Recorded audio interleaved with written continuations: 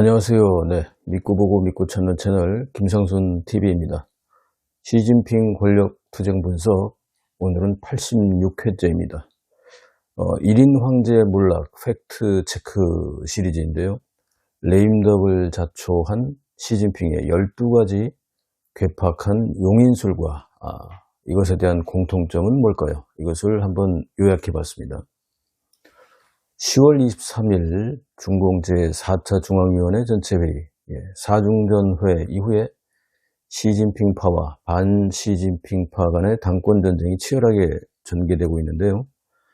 2022년 10월 22일 제20차 당대회에서 시진핑이 결국 중공 총석이 3년인 황제시대를 개막하긴 했지만 자신의 꿈인 황제시대 대업을 이루자마자 3기에서 내리막길로 접어들고 있습니다. 게다가 이미 2018년 3월 2기가 시작되는 이때 양회에서 중국 국가주석 연임 제한을 폐지하는 헌법 개헌을 미리 5년 전에 했죠. 그리고 2023년 3월 양회에서 국가주석까지도 최초 3년임에 달성을 했습니다. 하지만 이후에 불과 2년여 만에 시황제에서 초라하게 초특급 내리막길을 걷고 있고요. 군권이 상실되고 당권도 전쟁 중에 있습니다. 4중전회 이후에 드러나는 시진핑의 레임덕 12가지 초유의 용병술 이상현상 후유증, 어떤 것들이 있을까요?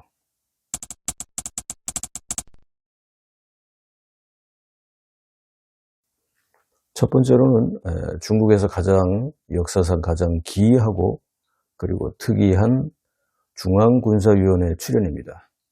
중공의 역사상 군부의 최고 지도 기구인 중앙군사위의 특이한 두 가지 현상은 아직도 오리무중 상태입니다. 첫 번째로는 4중전에서 중공의 중앙군사위 제2부주석에 임명된 장성민의 이상한 위치입니다. 장성민은 중앙군사위 위원 겸 기율검사위 서기, 그리고 중앙군사위에서 역시 감찰위 주임을 맡고 로켓군 상장 출신입니다. 그런데 장성민의 이상한 위치는요, 중앙군사위 제2부주석으로 승진을 하긴 했지만 원래 갖고 있던 직책을 또 그대로 유지하고 있습니다. 즉 후임자를 아직 고르지 못하고 있다는 거죠. 이것도 문제고, 중앙군사위 제2부주석직에 올라가면 당연직입니다. 중공의 당의 중앙위원회 중앙정치국 위원, 여기에 진입이 돼야 되는데 장성민은 아직 중앙정치국 위원은커녕 중앙위원직도 없습니다. 물론 중앙위원직에 포함돼야 중앙정치국에 올라갈 수 있습니다만 이게 없습니다. 이 두 가지 특이사항 중에 첫 번째가 장성민과 관련된 거고요.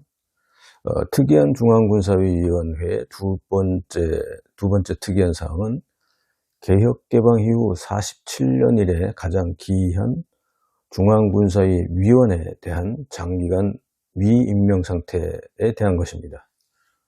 중앙군사위 위원은요, 10기 때부터 보자면 2003년부터 2008년 3월까지 8명이었고 11기는 2008년 3월부터 13년까지 6명, 12기는 2013년부터 18년까지 역시 8명, 그리고 13기에서도 2013년부터 2018년부터 2023년 3월까지 4명입니다. 다 자리를 채워놨었거든요.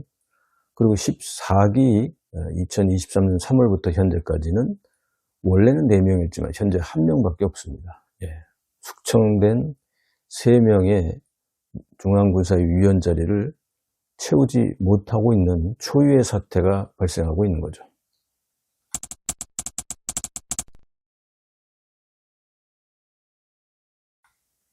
두 번째로 중공의 역사상 가장 단명 숙청된 중앙군사위 부주석 출연입니다. 허위이동은 시진핑이 발탁해서 20차 당대에서 무려 3단계나 뛰어넘은 파격적인 승진을 했기 때문에 다들 당시에 경악할 수준이었는데요. 허웨이둥이 19기에서 시진핑 2기에서 중앙군사위원회 후보위원도 아니었고 중앙위원도 아닌데 게다가 이런 두 단계를 뛰어넘어서 바로 세 단계인 중앙정치국 위원, 여기에까지 그리고 중앙군사위 부주석까지 올라가는 것은요 3단계를 뛰어넘은 파격적인 승진이죠. 허위이동은 그러나 2023년 3월 중앙군사위 제2부주석에 임명이 됐긴 했지만 불과 2년 만에 2025년 3월에 면직 숙청돼서 구금된 상태입니다. 허위이동은 중국 건국 76년 역사상 최단기 중앙군사위 부주석이라는 불명예를 기록했습니다. 특히 중앙군사위 부주석을 하게 되면 나중에 총석이나 이렇게 그 최고 지도자 상무위원까지 가는 것이 관례였었거든요. 자, 시진핑이 발탁한 군부 내의 반발, 이것이 이제 첫 번째 허위이동의 그 추락되는 그 이유이고, 두 번째는 실질적인 건데 시진핑의 지시에 따라서 짱요샤를 암살하다가 실패한 게 이게 결정적인 것 같습니다. 즉 가장 화려한 비상을 했지만 가장 비참한 몰락을 한 가장 단명된 중앙군사위 부주석, 이런 사태가 발생이 됐습니다.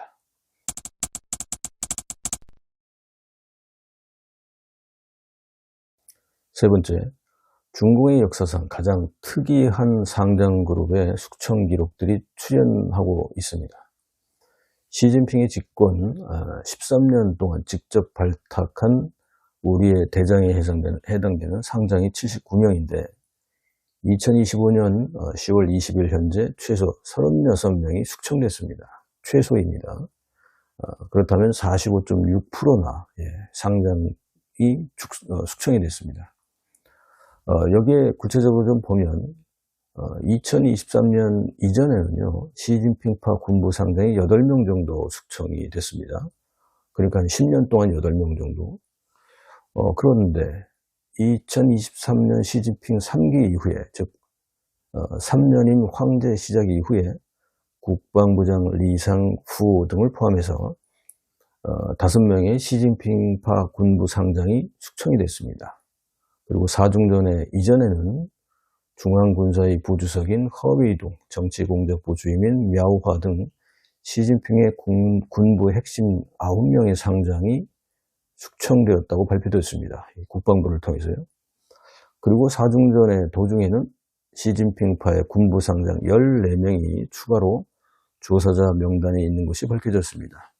즉 2023년 이전에 시진핑의 군부 숙청 8명 이후에는 2023년 이후부터는 짱요샤 그룹의 시진핑파 군부 숙청이 있었습니다.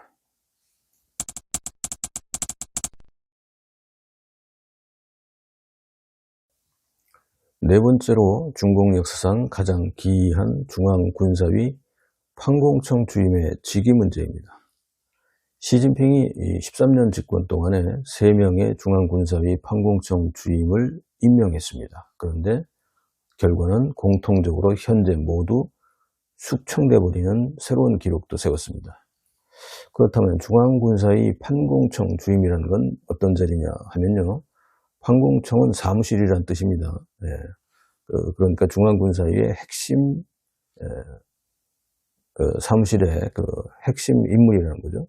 중공 총서기의 군부 내의 눈과 귀의 역할을 하고 가장 믿는 사람을 임명하게 되죠. 즉 중앙군사위 주석인 시진핑의 명령을 전군에 하달하고 특급 비밀 문건 등을 전달하는 그야말로 전군의 관리자 역할을 하는 자리입니다. 3명을 살펴보면 첫 번째는 친성양이라고 하는 상장입니다. 중앙군사위 판공청 주임을 했고 мя오하의 해군 정치위원직도 물려받아서 겸직을 했습니다. 그러다가 2024년 11월 28일 중앙군사위 정치공작부 주임인 мя오하의 체포 이후에 이 친성양 상장 역시 체포되어 조사를 받고 있습니다. 종샤오진 중장입니다. 친성양에서 이어받은 종샤오진 중장은 군부 내 시진핑의 핵심 비서로도 유명한데요. 그런데 이 사람 역시 2024년 4월달 국방대 정협위원에서 국방대 정협위원으로 좌천이 됩니다. 그리고 2025년 10월 23일 사중전의 이후에는 쫓겨나갔던 국방대, 그런데 국방대에서는 뭐 그나마 2인자인 정치위원이 자리에 있었는데 이거마저도 사중전에 의해 박탈당하고 현재는 실종 상태인데 아마도 구금되어 조사를 받고 있는 것으로 추측되고 있습니다. 세 번째는 팡용샹이라고 하는 중장입니다. 2024년 4월 중앙군사위 판공청 주임에 취임을 했죠. 종샤오진이 물러나면서.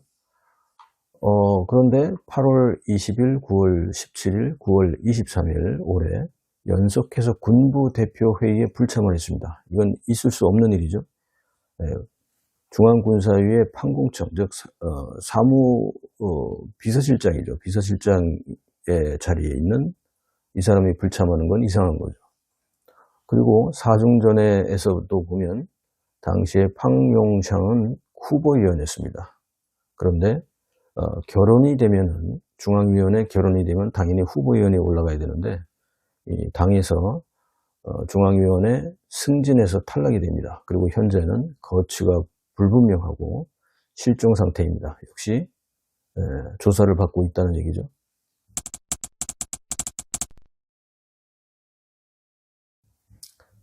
다섯 번째로 중공의 역사상 가장 단명한 국방부장의 출연입니다. 2022년 10월 시진핑이 리샹후 중공의 중앙위원, 중공의 중앙군사위원회 리샹후를 발탁을 했습니다. 2023년 3월 시진핑이 다시 리샹후를 국방부장에 그리고 국무위원회 발탁해서 임명을 합니다. 이 사람도 몇 단계를 뛰어넘은 초고속 승진인데 그런데 2023년 8월 31일 리샹후가 중앙군사위원회에 소속되어 있는 기회를 위해서 조사를 받기 시작했다. 이렇게 또 발표가 됐습니다. 결국 그러니까 6개월이 안 돼서 5개월 반 만에 국방장관에서 물러나게 되는 겁니다. 2023년 10월 24일 전인대에서 결국은 리샹후 국방부장, 국무위원, 중국 국가중앙군사위 위원 이 자리들을 전부 면직시켜버립니다. 그러니까 취임한 지 뭐 한 9개월, 10개월도 안 돼서 완전히 공식적으로 발표가 난 거죠. 이후에 당연히 중공의 중앙군사위 위원 자리도 자동으로 면직이 되고 구금되어 조사받고 있고 결국 가장 짧은 임기에 국방부장이라는 기록을 남기고 말았습니다.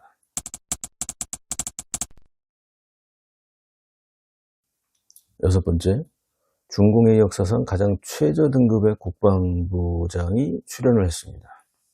2023년 12월 29일 전인대에서 중국의 국무원 국방부장에 산동성 출신의 동진 당시 해군 상장을 임명을 했습니다. 그리고 2024년 7월 3중전에 2025년 10월 4중전에서 동진은 국방부장의 당연직으로 올라갈 수 있는 중공의 중앙군사위 위원 임명을 받지 못했습니다. 이게 특이한 상황이죠. 그리고 2024년 3월 전인대, 2025년 3월 전인대, 여기에서 양회죠. 동진 국방부장은 당연직인 중국의 중앙군사위 위원 임명도 없습니다. 결국 중공의 중앙군사위, 중국의 중앙군사위 이 두 위원직을 받지 못한 거죠.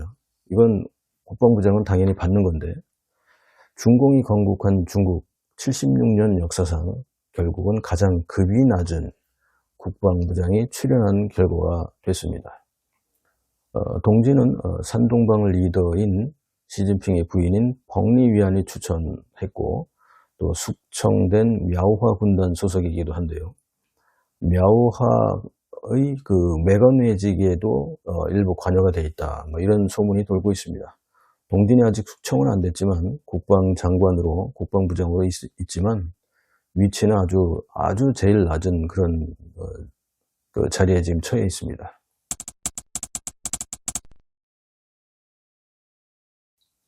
7번째는 시진핑이 중공의 역사상 가장 혼란스러운 정치 군인을 양성한 주범이 됐습니다. 시진핑 13년 통치 동안 군부의 정치군인 양성의 주범이 되어버렸고, 군부는 아예 그 12여 창가를 부르는 시저진파들이 득세를 하고 있습니다. 시진핑의 정치군인 양성에 특히 대표적인 3명의 조타수가 있는데, 중앙군사위 정치공작부 주임, 이 자리가 정치군인을 만드는 가장 핵심적인 자리인데요. 이 3사람 모두 비극적인 최후를 맞았습니다.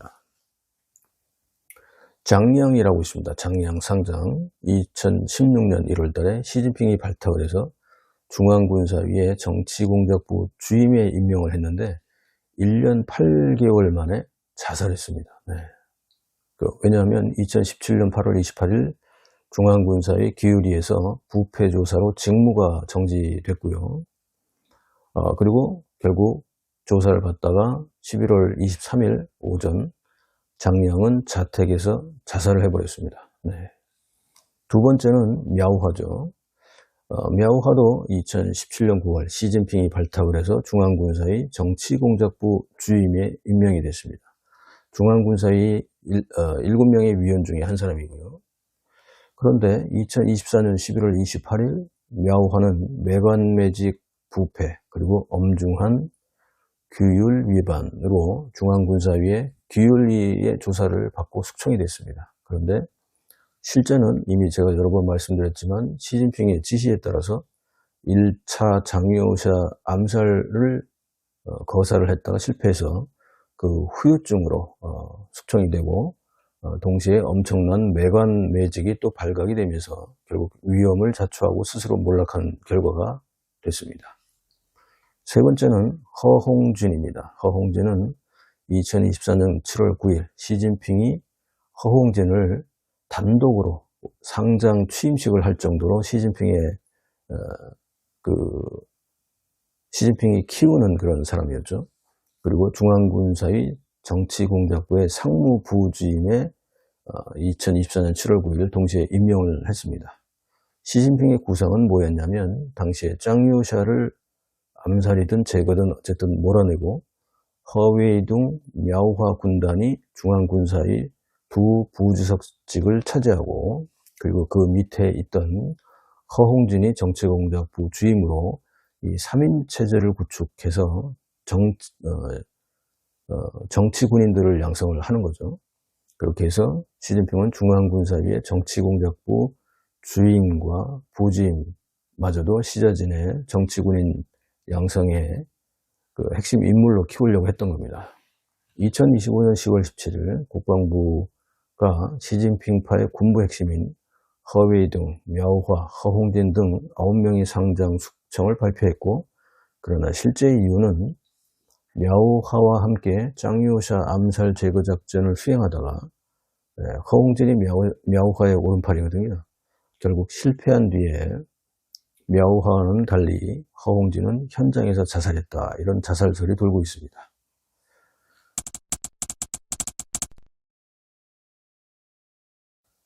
여덟 번째, 중공의 역사상 가장 정도에서 벗어난 로켓군 총사령관들의 얘기입니다. 시진핑이 13년간 군부에서 가장 집중했던 것은 로켓군이죠. 대만의 무력 통일 과업을 이루어서 영웅을 꿈꾸었던 시진핑인데요. 시진핑이 13년간 임명한 4명의 로켓군 총사령관들의 공통점은 하나같이 모두 엄중한 부패 범죄를 저질러서 숙청이 됐습니다. 이 4명의 로켓군 총사령관에는 웨이펑허, 조우야닝, 리위차오, 왕후빈이 있습니다.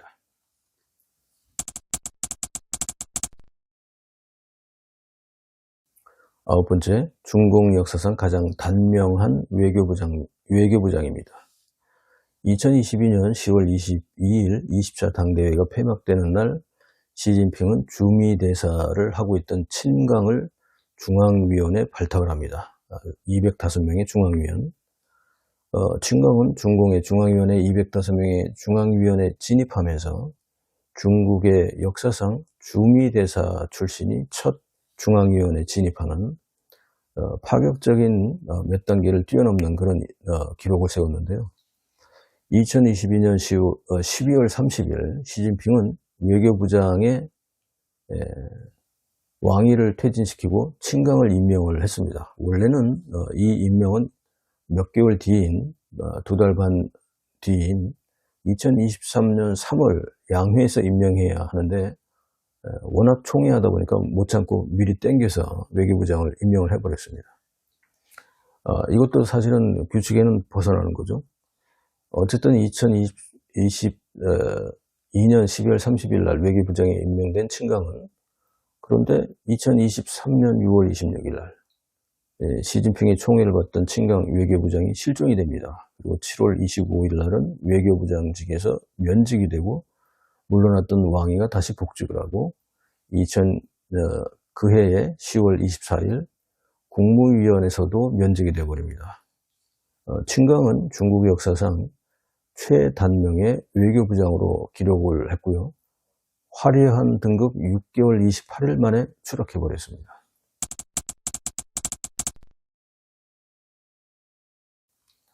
열 번째로 중공의 역사상 가장 웃긴 간신 외교부장이 출연했습니다.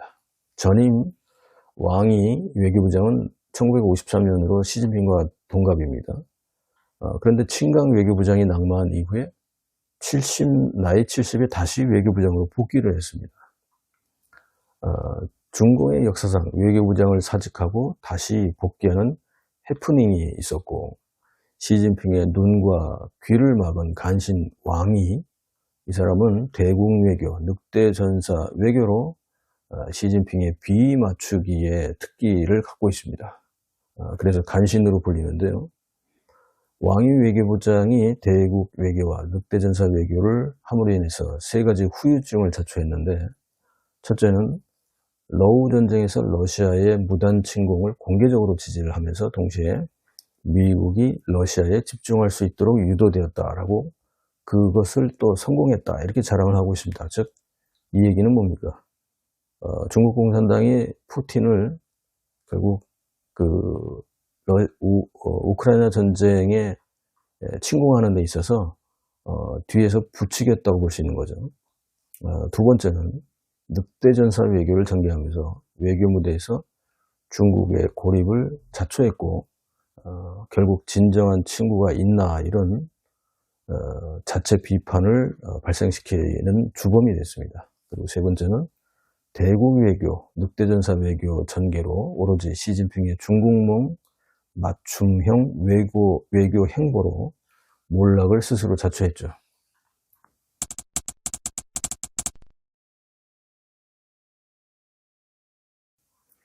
11번째는 중공의 역사상 가장 단명한 중공의 중앙조직부장의 출연입니다. 2022년 10월 22일 24당대 이후에 시진핑은 리간제를 최연소 중공의 중앙정치국 위원, 중앙서기처 서기로 발탁을 했습니다. 대단한 파격적인 또 인사죠. 지금까지 보면 계속 파격적입니다. 그죠? 자, 중공의 중앙조직부장, 즉 장관인데 이 자리가 뭘 하는 거냐면 조직부장이니까 당연히 모든 조직과 인사관리를 합니다. 그리고 이 자리에 있으면 다음 기수에서는 최고직인 상무위원 승진이 보장된 자리입니다. 모든 상무위원들이 대부분이 다 이 중앙조직부장을 거쳤거든요. 자, 그런데 2025년 4월 중공의 중앙정치국 위원이었던 리간제는 통전부장으로 좌천이 되어버립니다. 통전부장이었던 스타이펑이 하고 자리를 맞바꾸는 정말 희한한 인사를 했는데요. 통전부장으로 가버리면요 상무위원으로 승진하지 못합니다. 이런 사례가 전혀 없습니다. 이렇다 보니 좌천된 거죠. 상무위원이 보장되는 최연소 중앙정치국 위원이었던 이렇게 진입했던 리간제는 추락을 했는데 그 이유 중에 하나는 부인이 매관매직의 행위가 발각이 되었다 이런 얘기들이 또 나오고 있습니다. 물론 정치적인 이유도 있죠.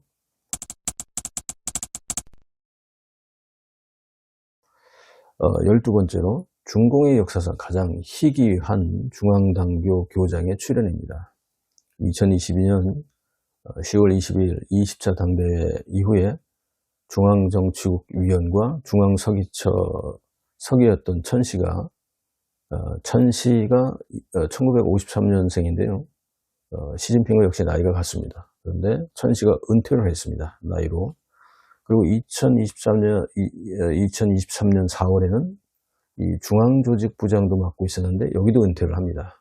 그래서 공산당의 모든 간부직에서 은퇴를 하고 물러나게 되죠. 그렇게 했는데 시진핑이 천 씨를 배려합니다. 예. 왜냐하면 1953년 동갑이고 청와대 동문이고 시진핑의 인사를 그동안 총괄 담당했던 조언자였기 때문에 시진핑은 천 씨를 간부직은 다 은퇴했지만 공산당의 당원 자격은 있죠. 그래서 공산당 1기 당원 자격으로 첫 중앙당교 교장을 역임하는 이런 사례가 출연이 됐습니다.